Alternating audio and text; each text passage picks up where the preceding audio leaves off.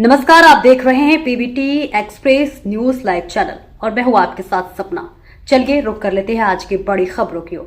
हमारे यहाँ जब डिस्ट्रिक्ट लेवल तक जो है जुडिशरी में अपॉइंटमेंट होते हैं तो उसके लिए पीसीएसजे की परीक्षा होती है। जब हमारे यहाँ सिविल सेवा में चयन होते हैं तो भी जो है हमारे यहाँ यूपीएससी के एग्जाम होते हैं। आईएएस आईपीएस सब जो है एग्जाम के जरिए बनते हैं, फिर उनका इंटरव्यू भी होता है, ट्रेनिंग भी होती है। लेकिन हमारे यहाँ यही एक ऐसा सिस्टम है न्यायपालिका जिसमें इस तरह का कोई प्रावधान नहीं।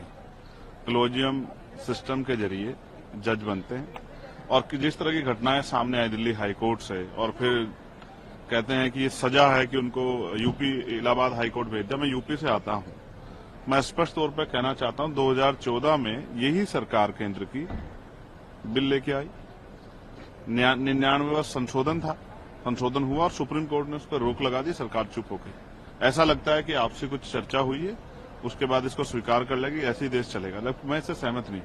मैं मानता हूं जब क्लास 4th के लिए चपरासी की नौकरी के लिए परीक्षा होती है तो सुप्रीम कोर्ट हाई कोर्ट के जज बनने के लिए भी परीक्षा होनी चाहिए, वरना इतने बड़े बड़े अमाउंट जो है जो जल रहे हैं, जिसमें पुलिस के कर्मचारी जहां जल रहे, वो कह रहे हैं कि गांधी जी जल रहे हैं।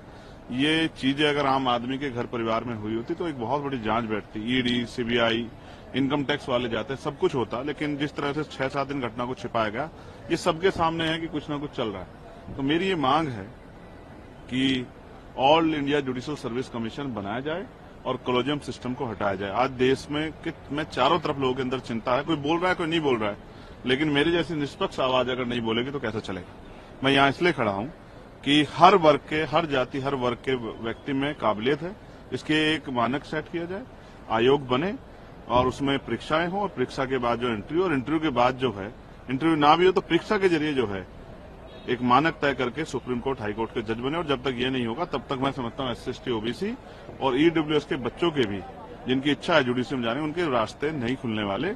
कुछ ही परिवार जो हैं उस पर काबिज रहेंगे और ये देश के साथ एक बहुत बड़ा धोखा है, संविधान की मूल भावनाओं के साथ भी एक बहुत बड़ा धोखा है। इसीलिए आज मैं अपना प्रोटेस्ट यहाँ जाहिर कर, बिल्कुल मैं सदन के पटल पर उठाऊंगा और मैं जो है कोशिश करूंगा कि इस पर चर्चा हो।